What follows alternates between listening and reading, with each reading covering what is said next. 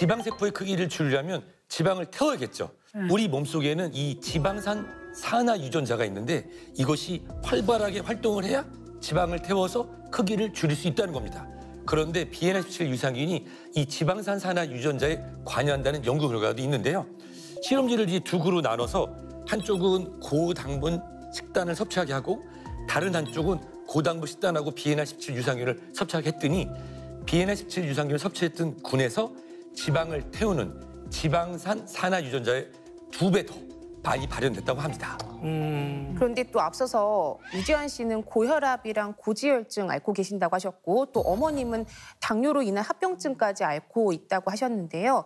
두 분 모두 특히 이 탄수화물 섭취에 주의를 꼭 기울이셔야 할 것 같습니다. 제가 사진을 한 장 준비했는데요. 바로 고지혈증 환자의 혈관을 확대한 사진입니다.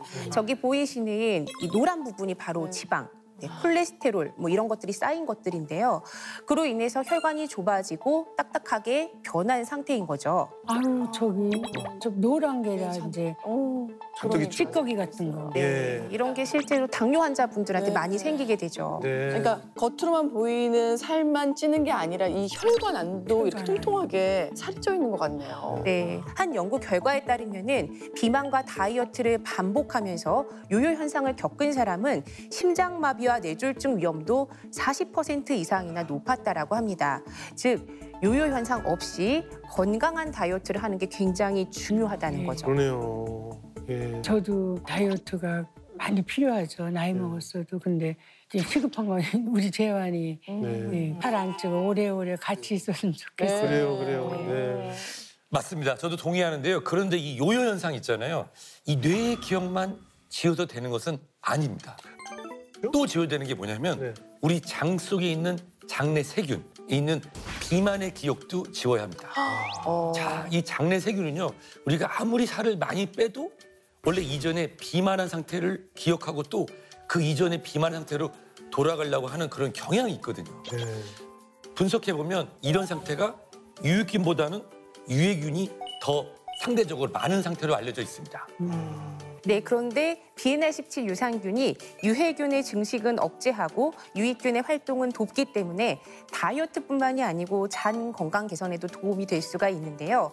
비만으로 장내 세균총이 무너져서 과민성 대장증후군을 앓고 있는 환자들을 대상으로 8주 동안 BNR17을 섭취시켰더니 유익균이 증가하면서 정상 장내 세균총과 비슷한 수준을 보였고 또 설사와 복부 통증 및 팽창 증상이 개선되었고 잦은 배변 빈도수도 개선이 되었다고 합니다.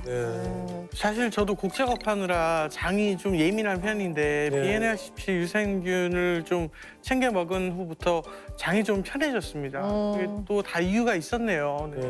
장 건강을 다스려서 다이어트까지 정말 제가 잘 선택한 것 같아요. 어머니도 앞으로 잘 챙겨 드세요. 그럼 아들이 챙겨준 건데 둘 다 잘 되라고 먹는 거니까 요요 없이 중요하죠. 살을 요요. 제대로 한번 빼보자.